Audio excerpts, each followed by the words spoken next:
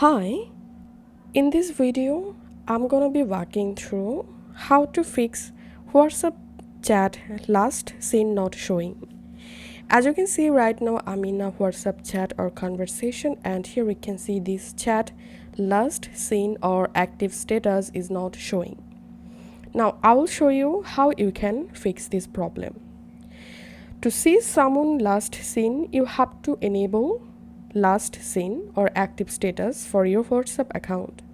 So go to your WhatsApp settings and tap on privacy, and here tap on last seen and online. Who can see my last seen? You have to select here everyone, and who can see when I'm online? You have to select everyone.